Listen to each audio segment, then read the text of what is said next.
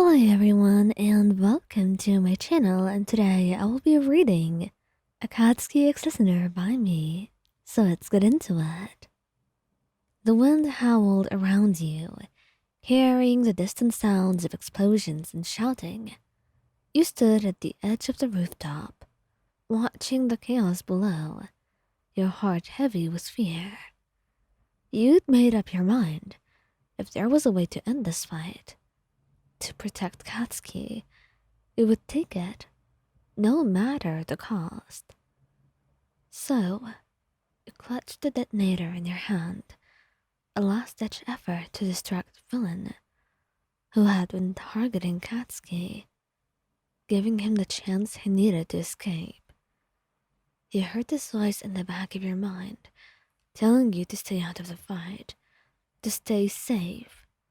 But this was the only way you could think of to help.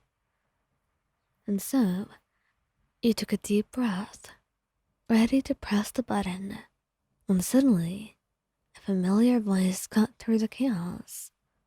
"What the hell do you think you're doing?"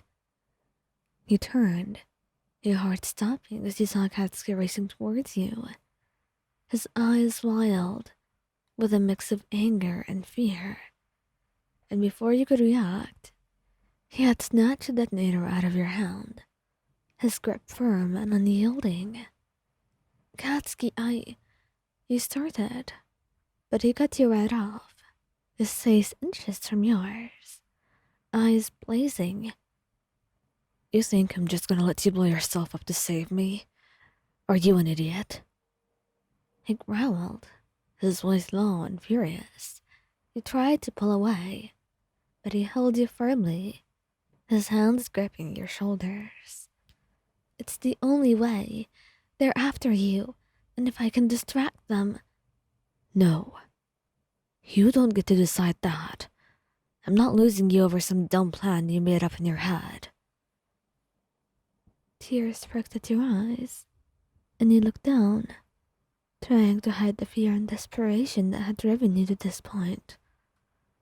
I wanted to protect you." Katsky's grip softened, and he gently tilted your chin up, forcing you to meet his gaze. "I don't need you to protect me," he said, his voice quieter, but no less intense. "I'm the damn pro hero here, remember? That's my job." And you could see the determination in his eyes, the way his hands, even though they were trembling slightly, held you firmly. "But if you get hurt because of me, I couldn't live with that. I couldn't, Mayan."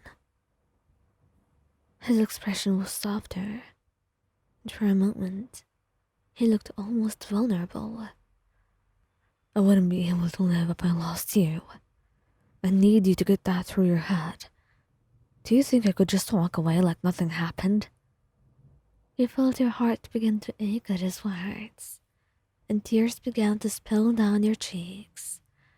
"I'm sorry," he said, your voice cracking. "I didn't mean to make you worry.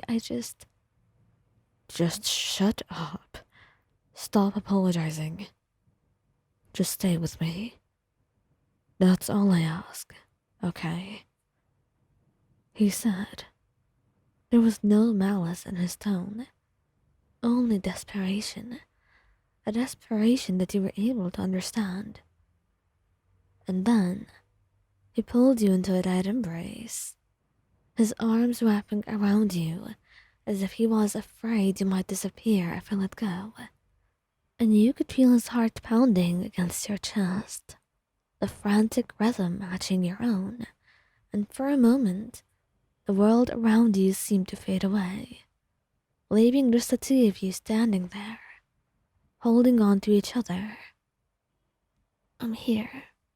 I'm not going anywhere," he whispered, your hands clutching his jacket, and his grip tightened still as you felt him bury his face into your shoulder, his breath hot against your skin. You better not. Because if you try something like this again, I'll. He stopped, and you could feel the tension in his body, the words he couldn't bring himself to say. Instead, he pulled back slightly, just enough to look at you, his eyes softening as he reached up to brush a tear from your cheek. I'm the one supposed to protect you, you idiot. Not the other way around.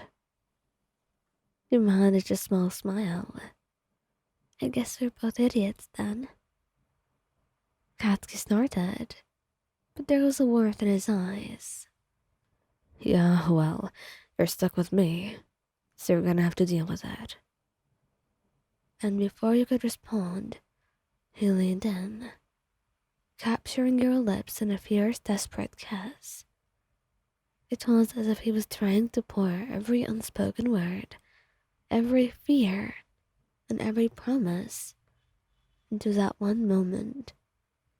You kissed him back just as fiercely, your hands tangling in his hair, holding on as if your life depended on it.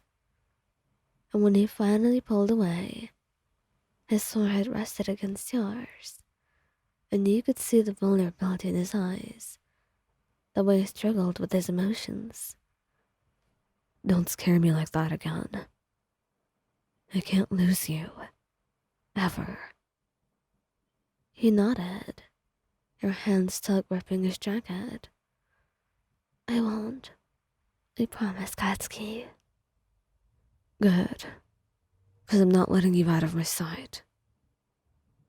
And as the sounds of battle slowly got closer and returned, Katsky glanced over his shoulder, his eyes narrowing as he scanned the area. We're getting out of here, and I'm taking care of the rest. You just do as I say, alright? Trust me, Ryan. And he nodded, feeling a sense of calm wash over you as you took his hand, letting him lead you away from the danger. Whatever came next, he knew he could face it, and you would help him as much as you can, even though you weren't a pro hero. But at the very least, you could believe in his words. Because Katsky has never broken his promises, and this time, he would certainly do his best not to break them too.